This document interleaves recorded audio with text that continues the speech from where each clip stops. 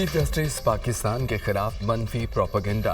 रियासत भरपूर एक्शन लेगी, किसी को कत्ल के फतवे जारी करने की इजाजत नहीं है। चीफ जस्टिस काजी फाइज ईसा के खिलाफ शरंगेज गुफ्तगू की गई। कुछ लोग मजहब के नाम पर सियासी दुकानें चमका रहे हैं। ऐसी बातों की इजाजत दी तो मुल्क का शराजा बिखर जाएगा। रियासत इस किस्म के ट्रेंड्स का मुकाबला करेगी। रियासत किसी ग्रोह की डिक्टेशन कबूल नहीं करेगी। कुछ लोग बैरूनी दुनिया के मफादात के एजेंडे पर हैं। फैजाबाद धरने से लेकर अब तक चीफ जस्टिस को टारगेट किया जा रहा है।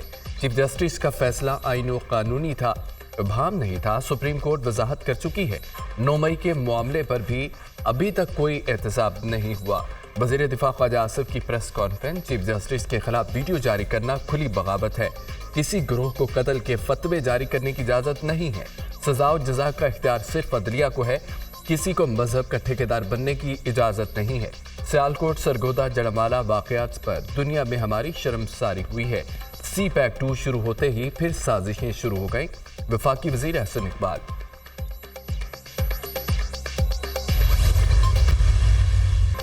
चीफ जस्टिस पाकिस्तान काजी फाइज ईसा के खिलाफ फतवा एक जुर्म है। चीफ जस्टिस के खिलाफ बयान पर रियासत की जीरो टॉलरेंस पॉलिसी होगी। FIR दर्ज हो गई है, अब गिरफ्तारियां भी होंगी। हर चीज़ की कोई हद होती है। इंसानी हकूक या आज़ादी राय की आड़ में हद से तजावुज़ की इजाज़त नहीं दी जाएगी। जहां कानून की हद अबूर होगी, रियासत अपनी पूरी ताकत के साथ रद्द अमल देगी। कानून हाथ में लेने वालों से सख्ती से निपटा जाएगा। दहशतगर्दी और अदम बर्दाश्त ने मुआशरे को बहुत नुकसान पहुंचाया। किसी को इजाज़त नहीं देंगे रियासती रीट को चैलेंज करे। वज़ीर कानून आज़म रज़ी तारड़ की गुफ्तगू। चीफ जस्टिस के खिलाफ बयान देने वाले सियानी हाथों से निपटेंगे। कत्ल के फतवे देने वाले हाथ रोकेंगे। फतवा जारी करने वालों के मकासद सियासी हैं। कोई भी कानून हाथ में लेने की गलती ना करे। वज़ीर इत्तलात अता तारड़ की मीडिया टॉक। बलोचिस्तान हुकूमत की मारंग बलोच को फिर मुज़ाकरात की दावत। गवादर वाक़े में मुलव्वस किरदारों के खिलाफ सख्त कार्रवाई का ऐलान। उनके जलसे का मकसद पुरअमन नहीं था। पुरअमन लोग मुंह क्यों छुपाते हैं, गोलियां क्यों चलाते हैं। FC के 16 जवान जख्मी हैं। एक ऑफिसर की आंख ज़ाया हो चुकी। पूरी कोशिश की कहीं भी गोली न चले। अगस्त में जलसा करने का क्यों सोचा गया। अगस्त में गवादर में बहुत बड़ा वक्त आ रहा है। उनका मकसद बलोचिस्तान में खुशहाली को रोकना है। बलोचिस्तान के खिलाफ आलमी सतह पर साजिशें हो रही हैं।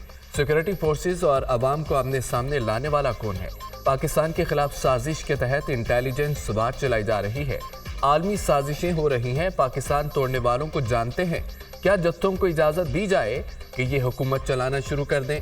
क्या जो लोग पुरतशद्दुद हैं उन्हें आप हार पहनाएंगे। क्या CPAC की सरगर्मियों और तरक्की को रोक दें। कौन सी हुकूमत चाहेगी अपने लोगों से दस्तों गिरबान हो। वज़ीर आला मीर सरफराज बुगटी का बलोचिस्तान असम्बली में इजहार ख्याल।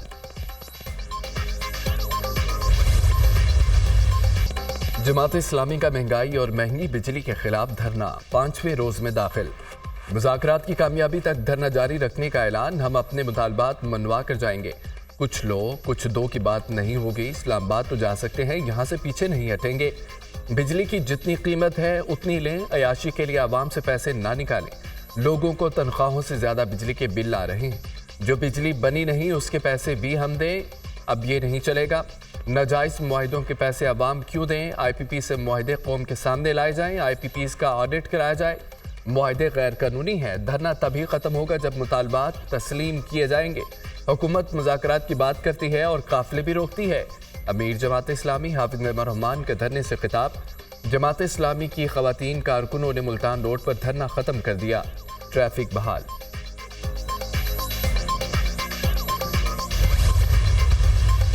हमारे रिजर्व में इजाफा हुआ है और इसके साथ साथ हमारे एक्सटर्नल अकाउंट में काफ़ी बेहतरी आई है। तो इन सब डेवलपमेंट्स को देखते हुए कमेटी ने ये 100 बेसिस पॉइंट्स की कमी का जो है वो ऐलान किया है। स्टेट बैंक ने शरह सूद में 1% कमी कर दी। शरह सूद 20.5% से कम होकर 19.5% पर आ गई। स्टेट बैंक ने नई मॉनिटरी पॉलिसी का ऐलान कर दिया। सितंबर में दोबारा मॉनिटरी पॉलिसी का जायजा लिया जाएगा। मुल्क की मुईशत बेहतरी की जानिब गामजन है। महंगाई में बतदरीज कमी आ रही है। महंगाई 38% से कम होकर 12% पर आई। ज़र मुबादला के ज़खायर में भी बेहतरी आई। करंट अकाउंट खसारा $70 करोड़ रहा। Governor state bank Jameel Ahmad की न्यूज़ कॉन्फ्रेंस।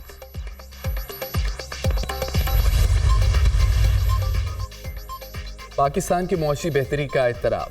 فچ نے 7 ماہ بعد پاکستان کے لیے کریڈٹ ریٹنگ میں اضافہ کر دیا۔ فچ نے پاکستان کی کریڈٹ ریٹنگ CCC+ کر دی۔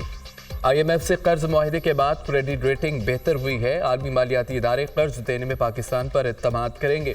عالمی مارکیٹ بانڈز کا اجرا بہتر ہو سکے گا۔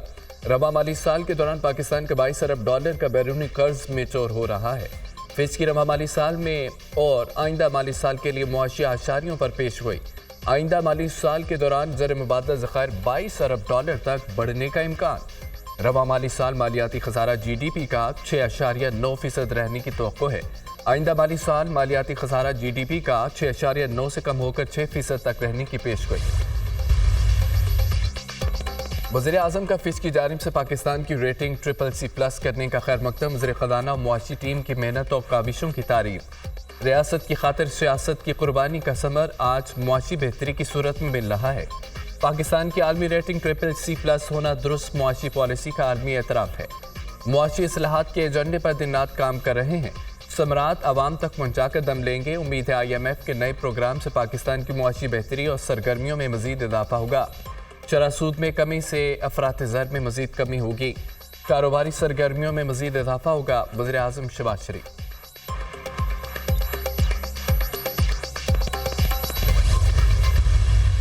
فچ کی ریٹنگ اپ گریڈ ہوئی ہے، یہ ریفلیکشن ہے اس جرنی کی جو پچھلے ہم 4 یا 5 مہینے سے اس پہ پورا تندہی سے ہم کام کر رہے ہیں to get more permanence in the macro economic stability. Remittances بڑھیں، ایکسپورٹس بڑھیں، اس سے ہمیں بہت جو ہے وہ اس میں کرنٹ اکاؤنٹ ڈیفیسٹ میں اس کا بہت فائدہ ہوا ہے۔ وزیر خزانہ نے عالمی ریٹنگ ایجنسی فچ کی رپورٹ انتہائی حوصلہ افزا خوش آئند قرار دے دی۔ حکومتی اقدامات کے نتیجے میں معاشی استحکام کی جانب گامزن ہو چکے ہیں۔ کرنٹ اکاؤنٹ خسارے میں کمی، کرنسی کی قدر میں اضافہ ہوا، مہنگائی 38% سے 12.5% پر آ گئی۔ معیشت کی مزید بہتری کے لیے ہمیں برآمدات کو بڑھانا ہوگا۔ ہمیں IMF کے ساتھ آخری پروگرام ہوگا۔ وزیر خزانہ محمد اورنگزیب کی میڈیا سے گفتگو۔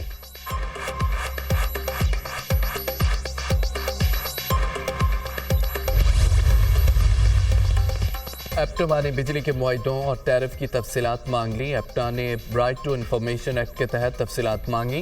ایپٹما کی جانب سے secretary power division chairman SECP کو مراسلہ ارسال، CEO central power purchasing agency کو بھی مراسلہ بھیج دیا۔ IPPs کو ادائیگیوں کی تفصیلات فراہم کی جائیں، آڈٹ رپورٹس، فائنینشیل سٹیٹمنٹ بھی دی جائیں، سیکریٹری ایپٹما کا مطالبہ۔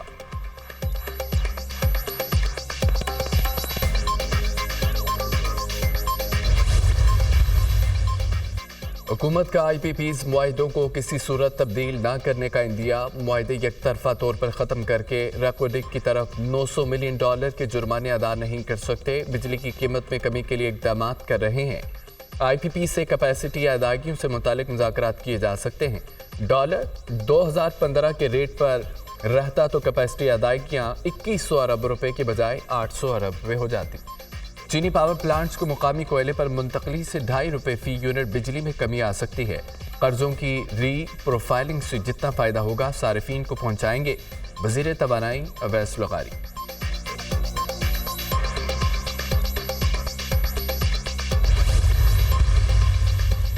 عوام پر مہنگائی کا بے جا بوجھ ڈالنے کی اجازت نہیں دیں گے۔ بنیادی اشیاء ضروریہ کے نرخ عوام کی پہنچ میں ہونے چاہیے۔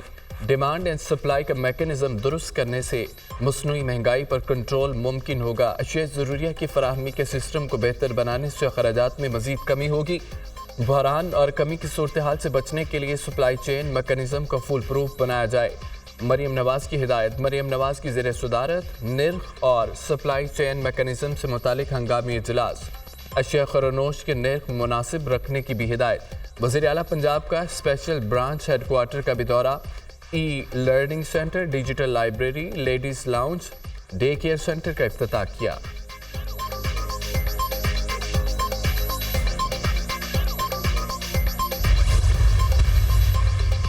مئی اور جون کی فیول پرائس ایڈجسٹمنٹ کی درخواستوں پر سماعت آج نیپرا میں ہوگی کہ الیکٹرک نے مئی کے فیول ایڈجسٹمنٹ میں $2.53 کا اضافہ مانگا۔ جون کی ایڈجسٹمنٹ کے تحت $2.92 اضافے کی استدعا کی گئی۔ درخواست منظوری سے کہ الیکٹرک صارفین پر 10 ارب روپے کا اضافی بوجھ پڑے گا۔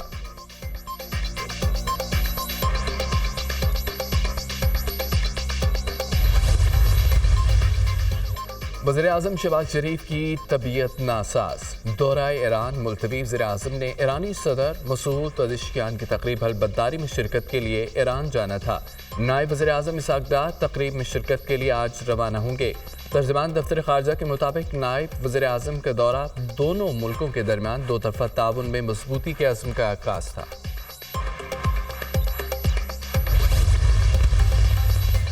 تحریک انصاف گرفتاریوں اور پکڑ دھکڑ کے خلاف سراپا احتجاج۔ پی ٹی آئی کا قومی اسمبلی کے باہر بھوک ہڑتال camp. Senator Shibli Faraz, senator Saif Ullah ابرو، ذیشان خانزادہ، فلک ناز و دیگر رہنما شریک۔ ارکان پارلیمنٹ کی بانی پی ٹی آئی کے حق میں نعرے بازی۔ بانی پی ٹی آئی کی رہائی تک بھوک ہڑتالی کیمپ جاری رہے گا۔ توشہ خانہ کیس میں سے ایک اور کیس بنایا جا رہا ہے۔ حکومت فارم 47 والی سیاست کر رہی ہے۔ ہر ادارہ اپنی حدود میں رہ کر اپنے فرائض سر انجام دے۔ Chairman P T I barrister Gohar media سے گفتگو کر رہے تھے۔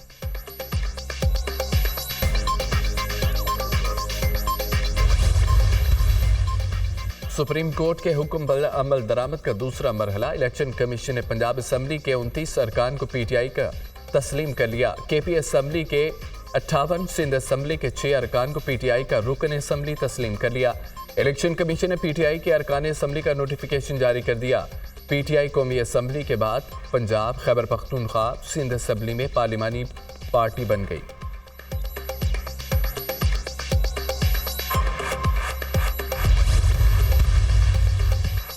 نیا توشہ خانہ کیس میں اہم پیشرفت۔ بانی پی ٹی آئی اور بشرا بی بی کا 10 روزہ جسمانی ریمانڈ منظور۔ نیب کی ملزمان کے 14 روزہ جسمانی ریمانڈ کی سزا مسترد۔ عدالت کا ملزمان کو تفتیشی پیش رفت رپورٹ کے ساتھ 8 اگست کو دوبارہ پیش کرنے کا حکم۔ احتساب عدالت کے جج محمد علی ورائچ نے سماعت کی۔ ملزمان کو 7 روزہ جسمانی ریمانڈ مکمل ہونے پر عدالت میں پیش کیا گیا۔ بانی پی ٹی آئی اور بشرا بی بی کی جانب سے 3 درخواستیں دائر۔ بانی پی ٹی آئی کی انگریزی اخبار کی فراہمی کی درخواست۔ بشرا بی بی نے آئس باکس مہیا کرنے کی استدعا کر دی۔